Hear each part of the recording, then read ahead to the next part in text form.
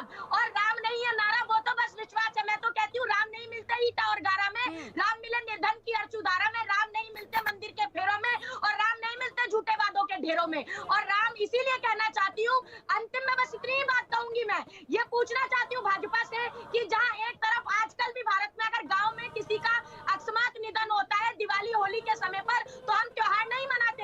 ये कैसे प्रधानमंत्री जी है, जहाँ एक तरफ देश में 4,53,000 लोगों की मौत हुई सरकारी आंकड़े के अनुसार, जहां पर लखीमपुर में किसानों को कुचल दिया गया भाजपा के मंत्री के बेटे द्वारा, 700 से ज्यादा किसानों ने शहादत दे दी, और ये दोगुने दीपक जलाने की बात कर रहे हैं, संवेदनहीनता की पराकाष्ठा का एक उदाहरण पेश करने का काम कर रहे हैं। चलिए साधना जी, ये तो बीजेपी यहाँ पर कह रही है कि वो राम नाम का राम नाम का जो राम नाम को लेकर हमेशा से चलती रही, लेकिन ये आवाज कभी उस दौरान नहीं उठी नजर आई जब राम मंदिर निर्माण की बात कही जाती थी। ये बिल्कुल ठीक है कि सुप्रीम कोर्ट का फैसला यहाँ पर रहा और संविधान सर्वोपरि है, लेकिन इस लड़ाई को आगे ले जाने में और सवाल ना उठाने में क्या बीजेपी का श्रेय जाता है या नहीं जाता? बिल्कुल कोई श्रेय नहीं जाता। ताला किसके समय में खोला गया ये बताए, और हम उस पर भी नहीं जाते। हम ये कहते हैं कि राम के नाम पर राजनीति करने का काम किया इन्होंने। संसद के अंदर सीता के अस्तित्व को नकारा। अब सुन लीजिए भाई, अब साधना भारती जी आपने बहुत सारी बकवास की है, अब बकवास कर रहे हैं, कैसे हिम्मत लाते हैं, शर्म नहीं आती है? आपके वकील कपिल सिब्बल लॉ मिनिस्टर थे देश के, शर्म नहीं आती है? कपिल सिब्बल राम शांति, राम हमेशा से चाहते थे कि राम राज्य में शांति रहे। हम भी चाहेंगे कि इस डिबेट में ऐसी शांति रहे कि जनता को कम से कम एक संदेश मालूम चल सके, वो भी जान सके जब पार्टी राम का नाम लेती है तो वाकई वो आस्था का विषय है या फिर जुबानी तौर पर वो सिर्फ एक दिखावा होता है। शौकत अली साहब भी हमारे साथ मौजूद हैं। शौकत साहब, आप हमारे पैनल को यहाँ पर सुन रहे हैं। राम नाम का जाप हमेशा से होता रहा है, लेकिन सवाल तो जनता भी यही पूछती है, सियासी वक्त में राम नाम आ जाता है, बाकी वक्त में गायब क्यों? देखिए रुबीना जी, सनातन धर्म के लिए राम आराध्य हैं।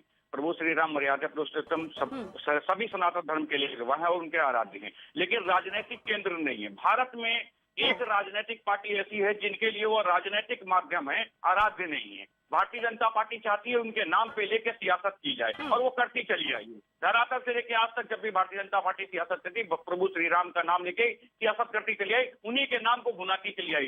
देश की जनता ने इसलिए इनको नहीं चुना था कि वो प्रभु श्री राम का नाम लेते रहे और सियासत का माइलेज लेते रहे। देखिए आराध्य हैं, इसमें कोई संदेह नहीं। प्रभु श्री राम को सभी लोग मानते हैं, सनातन धर्म के सभी लोग मानते हैं, और वो आराध्य हैं, सभी लोग। बिल्कुल आऊंगी शौकत साहब, आपके पास भी आऊंगी, क्योंकि हमारा तो यही कहना है कि राम का नाम दिल से निकलना चाहिए, मन से निकलना चाहिए, सिर्फ सियासी तौर पर नहीं। जावेद हमारे साथ, हमारे सहयोगी बने हुए हैं। जावेद, प्रयागराज की तस्वीर यहाँ पर दिखाई है, क्योंकि जिस तरह से इसे लेकर अब सियासी तस्वीर दिखाई दे रही है, इसका डुप्लीकेट नजर आ रहा है। क्या आप कुछ कहेंगे, क्या ये तस्वीर सियासी तौर पर?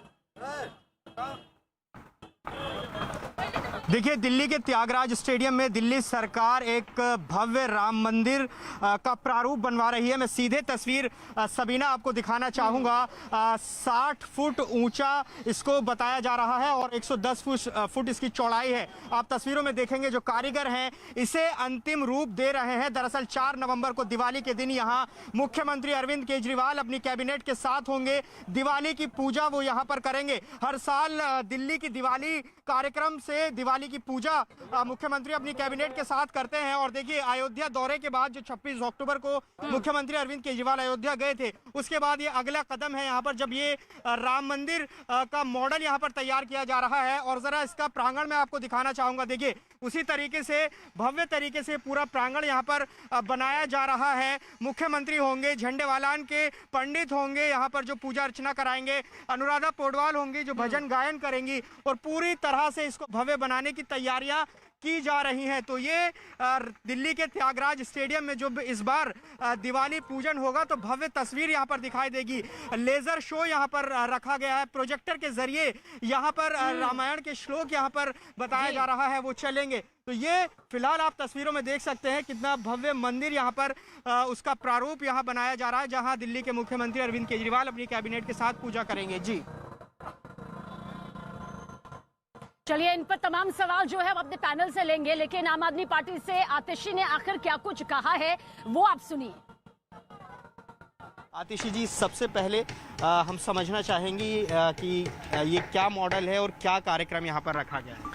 देखिए, दिवाली 4 तारीख को आ रही है। दिवाली एक तरह से हमारे देश का सबसे महत्वपूर्ण त्यौहार है, क्योंकि देश भर में कश्मीर से लेकर कन्याकुमारी तक, गुजरात से लेकर आसाम तक सब लोग दिवाली का त्यौहार मनाते हैं। लेकिन दिल्ली में इस समय एक खास समस्या होती है कि दिल्ली में इस समय प्रदूषण बहुत ज़्यादा होता है। तो हमें दिल्ली वालों को कहना पड़ता है कि आप दिवाली तो मनाइए, लेकिन पटाखे मत फोड़िएगा।